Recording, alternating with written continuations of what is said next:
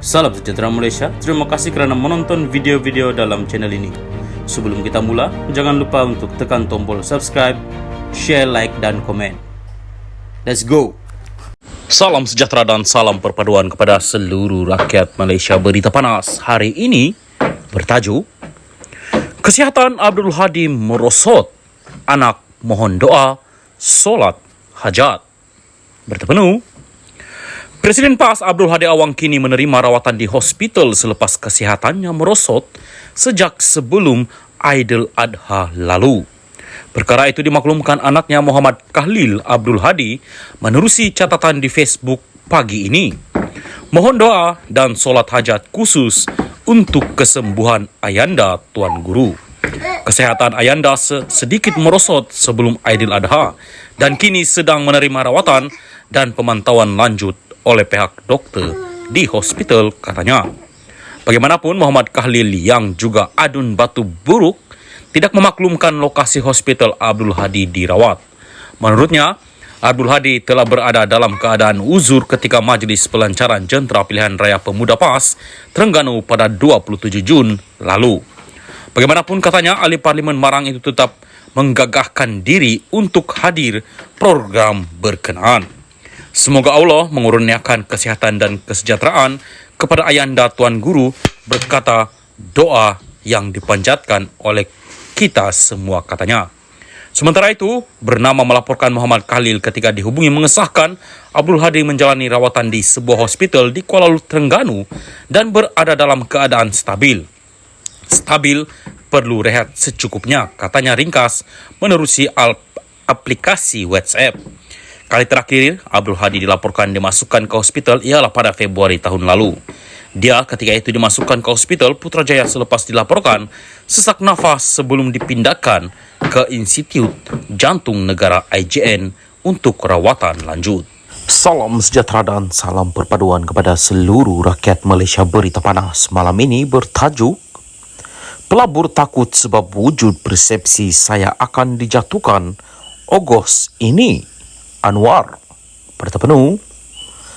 Wujudnya persepsi bahawa kerajaan perpaduan akan tumbang pada Ogos ini telah menyebabkan para pelabur asing takut untuk melabur di Malaysia.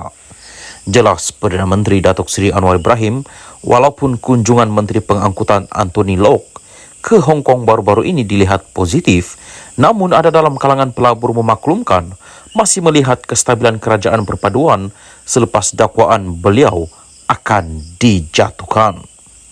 Ada orang kata Ogos ini mungkin Anwar akan dijatuhkan. Jadi pelabur tunggu Ogos dulu. Ada baiknya, iaitu pelabur lebih yakin dengan saya daripada mereka pihak yang menyebarkan dakwaan kerajaan jatuh. Dia, pelabur, kata kalau Anwar masih memimpin dan kerajaan masih stabil, dia lebih yakin. Tetapi kalau ganti orang lain, dia tarik balik pelaburan. Ini masalah sikit kepada ekonomi, bukan saya nak kempen untuk kerajaan perpaduan. Tetapi itu kenyataan, katanya pada program Temu Anwar di University Sains Malaysia, Islam Malaysia, USIM, dinilai pada Sabtu. Mengulas lanjut, Perdana Menteri menegaskan usaha meningkatkan ekonomi negara juga tidak seharusnya membebankan sebahagian rakyat, khususnya golongan susah. Menteri Kewangan itu berkata, beliau tidak sanggup menarik pemberian subsidi secara drastik seperti dilakukan Indonesia, walaupun tindakan itu boleh memberikan keyakinan kepada para pelabur.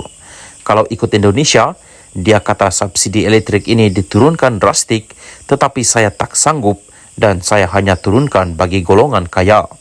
Pelabur pula mereka kira wang. Nampak Indonesia lebih berani turunkan subsidi, jadi itu meyakinkan dan dia ingat itu political will. Tetapi fahaman saya pula, falsafah ekonomi tidak begitu. Saya tidak fikir negara harus berkembang dengan bebankan sebahagian rakyat, terutama yang susah, ujar Anwar. Dalam masa sama, Perdana Menteri berkata langkah yang diambil oleh kerajaan perpaduan ketika ini disifatkan lebih berhati-hati dan berhemat.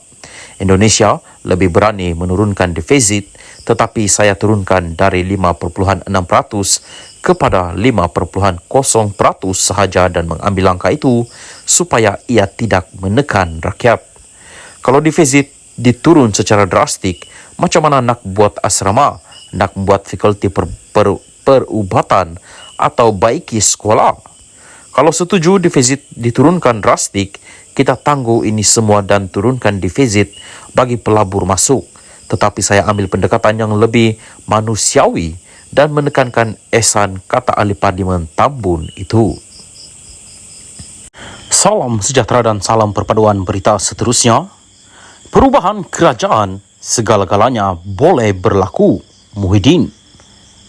Tan Sri Muhyiddin Yassin tidak menolak kemungkinan akan berlaku perubahan kerajaan pusat sekiranya Perikatan Nasional PN memenangi semua pilihan raya negeri PRN di 6 buah negeri. Namun, pengurusi PN itu enggan mengulas bagaimana perubahan kerajaan akan berlaku, tetapi menegaskan ia sedikit sebanyak mampu menggugat kedudukan kerajaan sedia ada jika PN menang di semua 6 buah negeri tersebut. Disebutkan tadi 6 buah negeri berhadapan dengan PRN. Ini bukan jumlah yang kecil. Kalau 6 buah negeri menghadapi pilihan raya dan 6 negeri dimenangi dan dikuasai oleh Perikatan Nasional, sudah tentunya yang duduk di Putrajaya akan goyang. Soal macam mana saya tak nak sebutkan di sini. Orang Indonesia kata segala-galanya bisa boleh berlaku, katanya dalam ceramah Perdana Jelajah Selangor Baharu Kita Bangkit di Shah Alam pada Sabtu malam. Pada Khamis, PN mengesahkan akan bertanding di kesemua 245 kerusi Dewan Undangan Negeri DUN pada PRN kali ini meliputi Negeri Sembilan, Kelantan, Terengganu, Selangor, Kedah dan Pulau Pinang.